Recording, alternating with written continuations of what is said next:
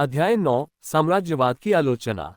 साम्राज्यवाद की आलोचना से हमारा तात्पर्य व्यापक अर्थ में समाज के विभिन्न वर्गों की अपनी सामान्य विचारधारा के संबंध में साम्राज्यवादी नीति के प्रति दृष्टिकोण से है। वित्तीय पूंजी के विशाल आयाम चंद हाथों में केंद्रित हो गए हैं और रिश्तों और संबंधों का एक असाधारण रूप से सघन और व्यापक नेटवर्क बना रहे हैं, जो न केवल छोटे और मध्यम बल्कि बहुत छोटे पूंजीपतियों और छोटे मालिकों को भी अपने अधीन कर रहा है। और दूसरी ओर दुनिया के विभाजन और दूसरे देशों पर वर्चस्व के लिए वित्तपोषकों के अन्य राष्ट्रीय राज्य समूहों के खिलाफ तेजी से बढ़ते संघर्ष ने संपत्ति वाले वर्गों को पूरी तरह से साम्राज्यवाद के पक्ष में जाने के लिए मजबूर कर दिया है। साम्राज्यवाद की संभावनाओं पर सामान्य उत्साह, इसका उग्र बचाव और इसे सबसे चमकीले रंगों में रंगना ये समय के लक्षण हैं। साम्राज्यवादी विचारधारा मजदूर वर्ग में भी पैठ बना रही है। कोई भी चीनी दीवार इसे अन्य वर्गों से अलग नहीं कर सकती। जर्मनी की वर्तमान तथाकथित सामाजिक लोकतांत्रिक पार्टी के नेताओं को उचित रूप से सामाजिक साम्राज्यवादी कहा जाता है, यानी शब्दों में समाजवादी और कर्मों में साम्राज्यवादी। लेकिन 1902 की शुरुआत में ही हॉब्सन ने ब्रिटेन में फेबियन साम्राज्यवादियों के अस्तित्व को नोट किया, जो अवसरवादी फेबियन सोसाइटी से संबंधित थे। बुर्जुआ विद्वान और प्रचारक आमतौर पर कुछ हद तक छिपे हुए रूप में साम्राज्यवाद का बचाव करते हैं।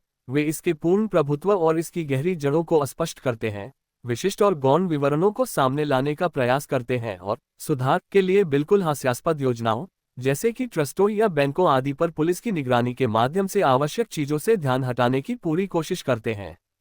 सनकी और स्पष्ट साम्राज्यवादी, जो साम्राज्यवाद की बुनियादी विशेषताओं में सुधार के विचार की मूर्खता को स्वीकार करने के लिए पर्याप्त साहसी हैं, एक दुर्लभ घटना है। यहाँ एक उदाहरण है। जर्मन साम्राज्यवादियों ने आर्काइव्स ऑफ वर्ल्ड इकोनॉमी पत्रिका में उपनिवेशों में राष्ट्रीय मुक्ति आंदोलनों का अनुसरण करने का प्रयास किया, विशेष रूप से निश्चित रूप से जर्मनी से संबंधित उपनिवेशों के अलावा अन्य उपनिवेशों में। वे भारत में अशांति और विरोध आंदोलनों, नेपाल, दक्षिण अफ्रीका में आंदोलन, डच ईस्ट इंडीज आदि में आंदोलन पर ध्यान देते हैं। उनमें से एक ने 28-30 जून 1910 को आयोजित एक सम्मेलन की अंग्रेजी रिपोर्ट पर टिप्पणी करते हुए विभिन्न अधीनस्थ राष्ट्रों और जातियों के प्रतिनिधियों, एशिया, अफ्रीका और यूरोप के लोगों के प्रतिनिधियों के भाषणों का मूल्यांकन करते हुए इस सम्मेलन में दिए गए भाषणों का मूल्यांकन करते हुए निम्नलिखित लिखा है। हमें बताया जाता है कि हमें साम्राज्यवाद से लड़ना चाहिए, कि शासक राज्यों को अधीन लोगों की स्वतंत्रता के अधिकार को मान्यता देनी चाहिए, कि एक अंतर्राष्ट्रीय न्यायाधिकरण को महाशक्तियों और कमजोर लोगों के बीच संपन्न संधियों की पूर्ति की निगरानी करनी चाहिए। इन पवित्र इच्छाओं की अभिव्यक्ति से आगे वे कुछ नहीं कहते। हमें इस तथ्य की समझ का कोई निशान नहीं दिखता कि साम्राज्यवाद अपने वर्तमान स्वरूप में पूंजीवाद के साथ अविभाज्य रूप से जुड़ा हुआ है और इसलिए साम्राज्यवाद के खिलाफ एक खुला संघर्ष निराशाजनक होगा, जब तक कि शायद लड़ाई इसकी कुछ विशेष रूप से घृणित जातियों के खिलाफ विरोध तक सीमित न हो। चूंकि साम्राज्यवाद के आधार का सुधार एक धोखा है, एक पवित्र इच्छा है, चूंकि उत्पीड़ित राष्ट्रों के बुर्जुआ प्रतिनिधि आगे नहीं बढ़ते, इसलिए उत्पीड़ित राष्ट्र का बुर्जुआ प्रतिनिधि आगे पीछे जाता है, वैज्ञानिक होने के दावे की आड़ में साम्राज्यवाद के प्रति दास्ता करता है। ये भी तर्क है। साम्राज्यवाद की आलोचना में ये सवाल बुनियादी है कि क्या साम्राज्यवाद के आधार को सुधारना संभव है, क्या इसके द्वारा उत्पन्न होने वाले विरोधों को और अधिक तीव्र और गहरा करने की दिशा में आगे बढ़ना है, या इन विरोधों को दूर करने की दिशा में पीछे हटना है। चूंकि साम्राज्यवाद की विशिष्ट राजनीतिक विशेषताएं हर जगह प्रतिक्रिया और वित्तीय कुलीनतंत्र के उत्पीड़न और मुक्त प्रतिस्पर्धा के उन्मूलन के कारण राष्ट्रीय उत्पीड़न में वृद्धि है, इसलिए 20वीं सदी की शुरुआत में लगभग सभी साम्राज्यवादी देशों में साम्राज्यवाद के खिलाफ एक निम्न बुर्जुआ लोकतांत्रिक विरोध पैदा हुआ। काउत्स्की ने न केवल विरोध करने की जहमत नहीं उठाए, न केवल इस निम्न बुर्जुआ सुधारवादी विरोध का विरोध करने में असमर्थ रहे, जो वास्तव में अपने आर्थिक आधार में प्रतिक्रियावादी है, बल्कि व्यवहार में इसके साथ विलीन हो गए। और यही वह जगह है जहां काउत्स्की और व्यापक अंतर्राष्ट्रीय काउत्स्कीवादी प्रवृत्ति ने मार्क्सवाद को छोड़ दिया। संयुक्त राज्य अमेरिका में 1898 में स्पेन के खिलाफ छेड़े गए साम्राज्यवादी युद्ध ने साम्राज्यवाद विरोधियों के विरोध को भड़का दिया। बुर्जुआ लोकतंत्र के अंतिम मोहिकन ने इस युद्ध को आपराधिक घोषित किया, विदेशी क्षेत्रों के विलय को संविधान का उल्लंघन माना, घोषणा की कि फिलिपिनो के नेता अगुइनोल्डो अमेरिकियों ने उन्हें अपने देश की स्वतंत्रता का वादा किया था, लेकिन बाद में सेना उतारी और इसे विलय कर दिया। के साथ व्यवहार देशभक्तिपूर्ण विश्वासघात था, और लिंकन के शब्दों को उद्धृत किया, जब श्वेत व्यक्ति खुद पर शासन करता है, तो वह स्वशासन होता है, लेकिन जब वह खुद पर शासन करता है और दूसरों पर भी शासन करता है, तो ये स्वशासन नहीं रह जाता, ये निरंकुशता है। लेकिन जब तक ये सारी आलोचना साम्राज्यवाद और ट्रस्टों के बीच और इसलिए साम्राज्यवाद और पूंजीवाद की नींव के बीच के अटूट बंधन को पहचानने से कतराती रही, जबकि यह बड़े पैमाने पर पूंजीवाद और उसके विकास से उत्पन्न ताकतों में शामिल होने से कतराती रही, तब तक यह एक पवित्र इच्छा ही बनी रही। साम्राज्यवाद की आलोचना में हॉब्सन द्वारा अपनाया गया मुख्य दृष्टिकोण भी यही है। हॉब्सन ने साम्राज्यवाद की अनिवार्यता, तर्क के खिलाफ विरोध करने और लोगों की उपभोग क्षमता बढ़ाने, पूंजीवाद के तहत की आवश्यकता पर जोर देने में काउत्स्की से पहले ही काम कर लिया था। साम्राज्यवाद, बैंकों की सर्वशक्तिमत्ता, वित्तीय कुलीनतंत्र इत्यादि की आलोचना में निम्न बुर्जुआ दृष्टिकोण को उन लेखकों द्वारा अपनाया गया है जिन्हें मैंने अक्सर उद्धृत किया है, जैसे कि अगाहत, ए.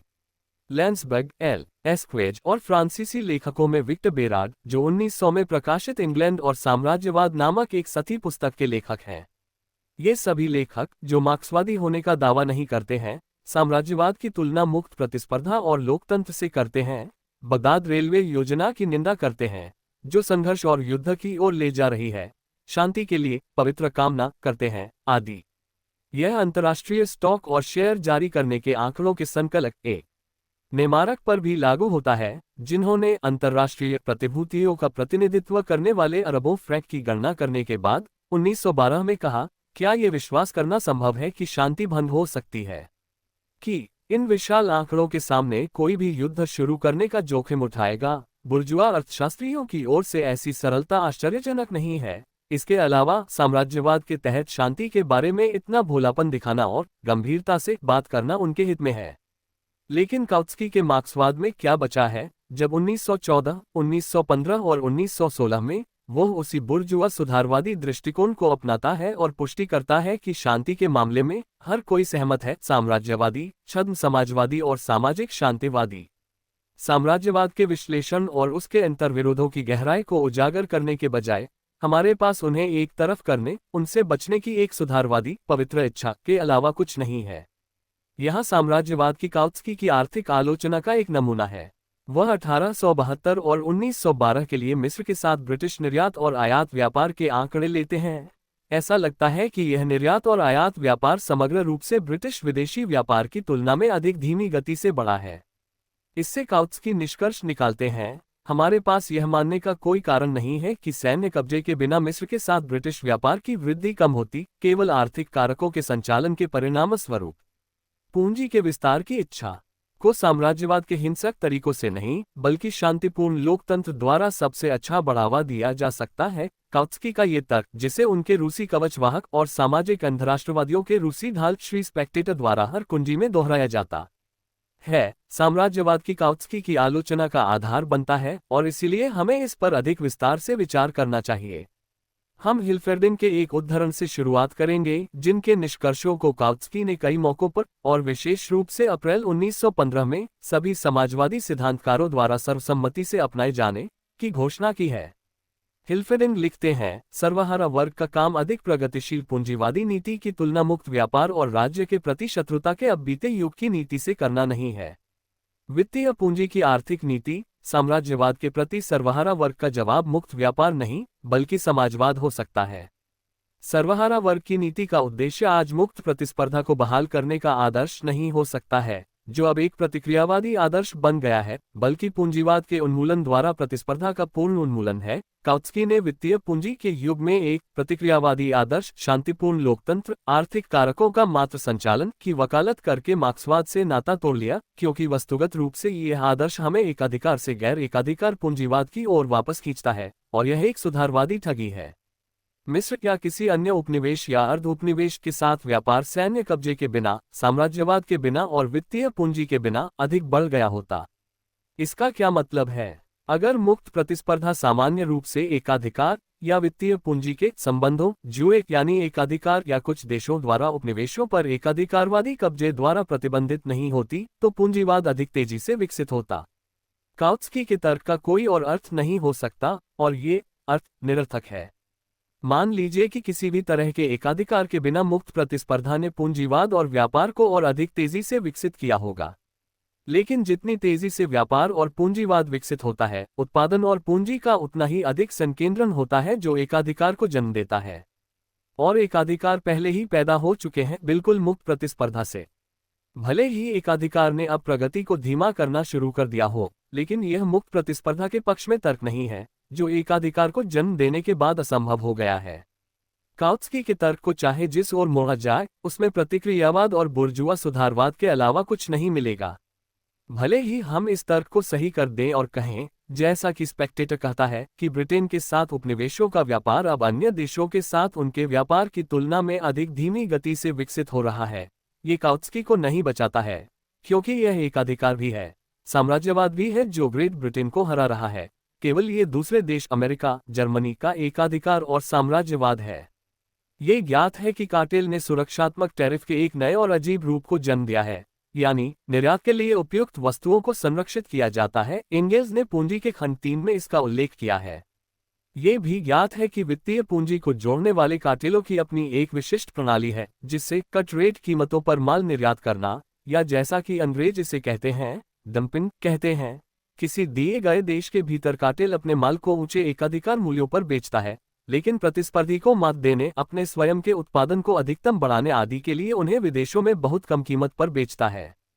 यदि ब्रिटिश उपनिवेशों के साथ जर्मनी का व्यापार ग्रेट ब्रिटेन के व्यापार से अधिक तेजी से विकसित हो रहा है, तो ये केवल ये साबित करता है कि जर्मन साम्राज्यवाद ब्रिटिश साम्राज्यवाद की तुलना में युवा, मजबूत और बेहतर संगठित है, उससे बेहतर है। लेकिन ये किसी भी तरह से मुक्त व्यापार की श्रेष्ठता साबित नहीं करता है, क्योंकि यह मुक्त व्यापार और संरक्षण और औपनिवेशिक निर्भरता के बीच की लड़ाई नहीं है, बल्कि दो प्रतिद्वंद्वी साम्राज्यवादों, दो एकाधिकारों, वित्तीय पूंजी के दो समूहों के बीच की लड़ाई है। ब्रिटिश साम्राज्यवाद पर जर्मन साम्राज्यवाद की श्रेष्ठता औपनिवेशिक सीमाओं की दीवार या सुरक्षात्मक शुल्कों की तुलना में अधिक शक्तिशाली है। इसे मुक्त व्यापार और शांतिपूर्ण लोकतंत्र के पक्ष में एक तर्क के रूप में उपयोग करना तुच्छ है। इसका अर्थ है साम्राज्यवाद की आवश्यक विशेषताओं और लक्षणों को भूलना, मार्क्सवाद के स्थान पर निम्न बुर्जुआ सुधारवाद को स्थापित करना। यह ध्यान रखना दिलचस्प है कि बुर्जुआ अर्थशास्त्री लैंसबर्ग, जिनकी साम्राज्यवाद की आलोचना काउत्स्की की तरह ही निम्न बुर्जुआ है, फिर भी व्यापार सांख्यिकी के अधिक वैज्ञानिक अध्ययन के करीब पहुंचे। उन्होंने यादृच्छिक रूप से चुने गए किसी एक देश और एक एकल उपनिवेश की तुलना अन्य देशों से नहीं की। उन्होंने एक साम्राज्यवादी देश के निर्यात व्यापार की जांच की, 1 उन देशों के साथ जो आर्थिक रूप से उस पर निर्भर हैं और उससे पैसे उधार लेते हैं, और 2 उन देशों के साथ जो आर्थिक रूप से स्वतंत्र हैं। उन्होंने निम्नलिखित परिणाम प्राप्त किए। लैंसबर्ग ने कोई निष्कर्ष नहीं निकाला, और इसलिए अजीब बात यह है कि वे ये देखने में विफल रहे कि यदि आंकड़े कुछ भी साबित करते हैं, तो वे ये साबित करते हैं कि वे गलत हैं, क्योंकि जर्मनी पर आर्थिक रूप से निर्भर देशों को निर्यात आर्थिक रूप से स्वतंत्र देशों को निर्यात की तुलना में अधिक तेजी से बढ़ा है, भले ही थोड़ा ही क्यों न हो। मैं यदि पर जोर देता हूं, क्योंकि लैंसबर्ग के आंकड़े पूर्ण नहीं हैं। निर्यात और ऋण के बीच संबंध का पता लगाते हुए लैंसबर्ग लिखते हैं, 1890-91 में जर्मन बैंकों के माध्यम से रोमानियाई ऋण जारी किया गया था, जो पिछले वर्षों में पहले से ही इस ऋण पर अग्रिम भुगतान कर चुके थे। इसका उपयोग मुख्य रूप से जर्मनी में रेलवे सामग्री खरीदने के लिए किया गया था। 1891 में रोमानिया को जर्मन निर्यात 55 मिलियन मार्क था। अगले वर्ष वे 39.4 मिलियन मार्क तक गिर गए और उतार चढ़ाव के साथ 1900 में 25.4 मिलियन मार्क तक गिर गए। हाल के वर्षों में ही वे 2 नए ऋणों की बदौलत 1891 के स्तर पर वापस आ पाए हैं। 1888 के ऋणों के बाद पुर्तगाल को जर्मन निर्यात बढ़कर 21,100,000 1890 हो गया। फिर अगले 2 वर्षों में वे घटकर 16,200,000 और 7,400,000 रह गए और 1903 में ही अपने पूर्व स्तर पर वापस आए। अर्जेंटीना के साथ जर्मन व्यापार के आंकड़े और भी चौंकाने वाले हैं। 1888 और 1890 में ऋण जारी किए गए। अर्जेंटीना को जर्मन निर्यात 60,700,000 मार्क 1889 तक पहुंच गया। 2 साल बाद वे केवल 18,600,000 मार्क रह गए, जो पिछले आंकड़े के 1/3 से भी कम था।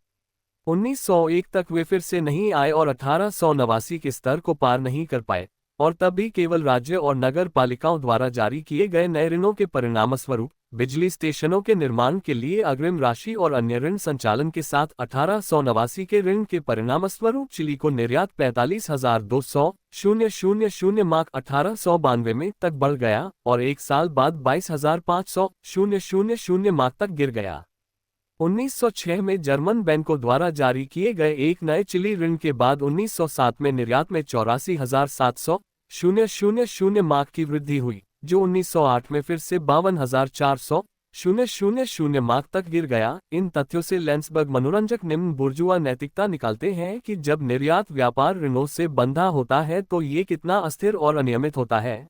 घरेलू उद्योग को स्वाभाविक रूप से और सामंजस्यपूर्ण रूप से विकसित करने के बजाय विदेशों में पूंजी निवेश करना कितना बुरा है। विदेशी ऋणों को जारी करने में क्रुप को जो लाखों की बख्शीश देनी पड़ती है वह कितनी महंगी है, आदि। लेकिन तथ्य हमें स्पष्ट रूप से बताते हैं, निर्यात में वृद्धि वित्त पूंजी की इन्हीं धोखाधड़ी वाली चालों से जुड़ी है, जिसका बुर्जुआ नैतिकता से कोई सरोकार नहीं है, बल्कि बैल की खाल को 2 बार उतारने से है। पहले ये ऋण से लाभ को अपने पास रख लेता है, फिर यह उसी ऋण से अन्य लाभ को अपने पास रख लेता है, जिसका उपयोग ऋणदाता क्रुप से खरीद करने या स्टील सिंडिकेट से रेलवे सामग्री खरीदने आदि में करता है। मैं दोहराता हूं कि मैं किसी भी तरह से लैंसबर्ग के आंकड़ों को सही नहीं मानता, लेकिन मुझे उन्हें उद्धृत करना पड़ा क्योंकि वे काउत्स्की और स्पेक्टेटर के आंकड़ों से अधिक वैज्ञानिक हैं और क्योंकि लैंसबर्ग ने प्रश्न को देखने का सही तरीका दिखाया है।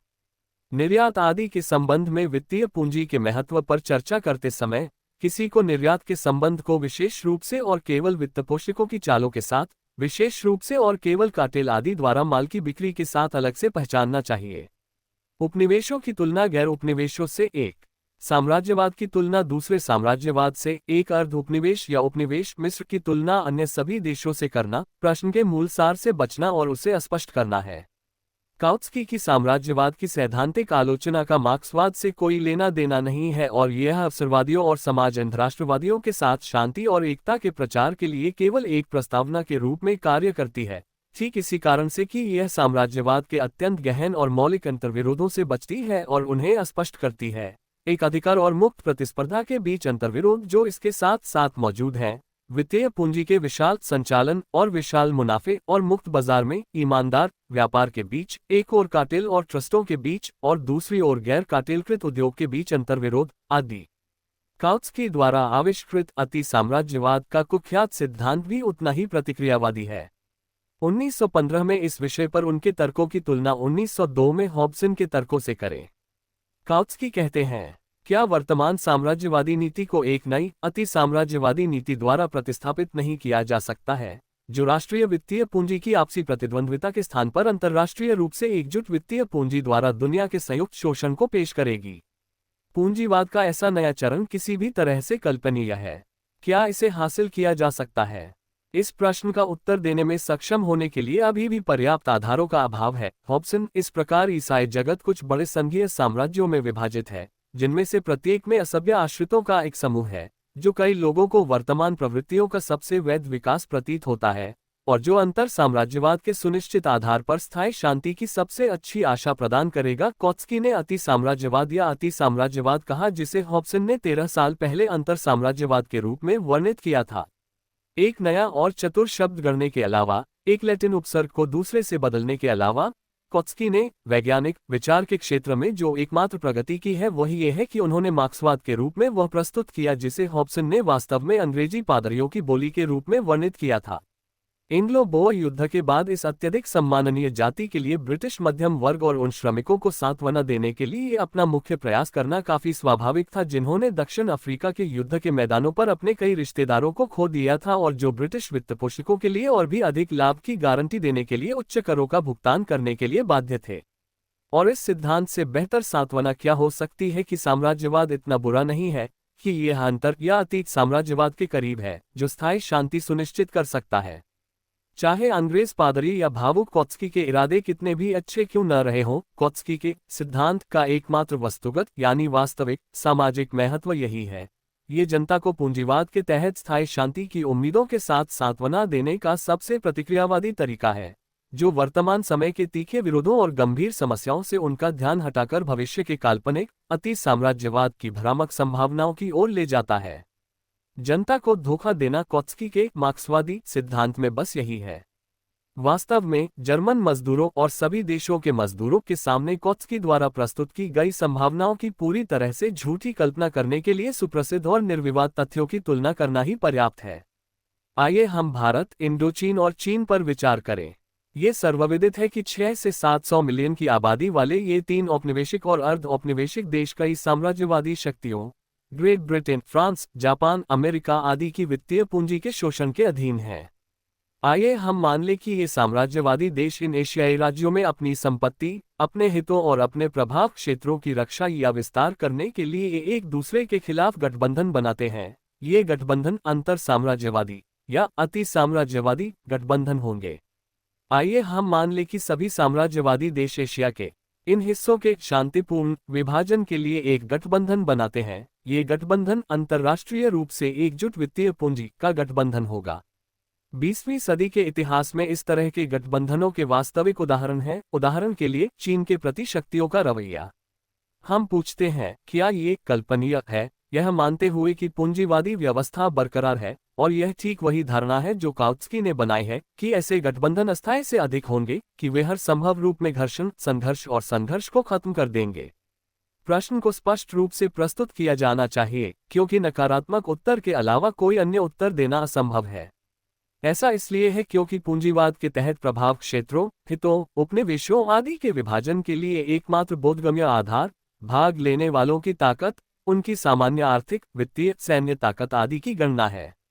और विभाजन में इन प्रतिभागियों की ताकत समान रूप से नहीं बदलती है, क्योंकि पूंजीवाद के तहत विभिन्न उपक्रमों, ट्रस्टों, उद्योग की शाखाओं या देशों का समान विकास असंभव है। आधी सदी पहले जर्मनी एक दयनीय, महत्वहीन देश था। अगर उसकी पूंजीवादी ताकत की तुलना उस समय के ब्रिटेन से की जाए, जापान की तुलना रूस से उसी तरह की जाती है। क्या ये बोधगम्य है कि 10 या 20 साल के समय में साम्राज्यवादी शक्तियों की सापेक्ष ताकत अपरिवर्तित रहेगी? ये सवाल ही नहीं उठता। इसलिए पूंजीवादी व्यवस्था की वास्तविकताओं में, न कि अंग्रेज पादरी या जर्मन मार्क्सवादी काउत्स्की की तुच्छ कल्पनाओं में, अंतर साम्राज्यवादी या अति साम्राज्यवादी गठबंधन, चाहे वे किसी भी रूप में हो, चाहे एक साम्राज्यवादी गठबंधन दूसरे के विरुद्ध हो, या सभी साम्राज्यवादी शक्तियों को शामिल करने वाला एक सामान्य गठबंधन हो, अनिवार्य रूप से युद्धों के बीच की अवधि में एक युद्धविराम से अधिक कुछ नहीं है। शांतिपूर्ण गठबंधन युद्धों के लिए जमीन तैयार करते हैं और बदले में युद्धों से विकसित होते हैं, एक दूसरे को परिस्थितियां प्रदान करता है जिससे विश्व अर्थव्यवस्था और विश्व राजनीति के भीतर साम्राज्यवादी संबंधों और संबंधों के एक ही आधार पर शांतिपूर्ण और अशांत संघर्ष के वैकल्पिक रूप उत्पन्न होते हैं। लेकिन मजदूरों को शांत करने और उन्हें बुर्जुआ वर्ग के पक्ष में चले गए समाज राष्ट्रवादियों के साथ मेल मिलाप कराने के लिए काउत्स्की एक कड़ी को दूसरी कड़ी से अलग कर देता है। चीन के शांति बॉक्सर विद्रोह के दमन को याद करें के लिए सभी शक्तियों के वर्तमान शांतिपूर्ण और अति साम्राज्यवादी, बल्कि अति साम्राज्यवादी गठबंधन को कल के अशांत संघर्ष से अलग कर देता है, जो परसों, जैसे कि तुर्की के विभाजन के लिए एक और शांतिपूर्ण आम गठबंधन के लिए जमीन तैयार करेगा, आदि आदि। साम्राज्यवादी शांति की अवधियों और साम्राज्यवादी युद्ध की अवधियों के बीच जीवंत संबंध दिखाने के बजाय काउत्स्की मजदूरों को उनके बेजान नेताओं के साथ मेल मिलाप कराने के लिए एक बेजान अमूर्तता प्रस्तुत करता है। एक अमेरिकी लेखक हिल ने अपनी पुस्तक यूरोप के अंतर्राष्ट्रीय विकास में कूटनीति का इतिहास में अपनी प्रस्तावना में कूटनीति के हाल के इतिहास में निम्नलिखित अवधियों का उल्लेख किया है। वॉन क्रांति का युग, 2 संवैधानिक आंदोलन, 3 व्यावसायिक साम्राज्यवाद का वर्तमान युग। एक अन्य लेखक 1870 के बाद से ग्रेट ब्रिटेन की विश्व नीति के इतिहास को 4 अवधियों में विभाजित करता है।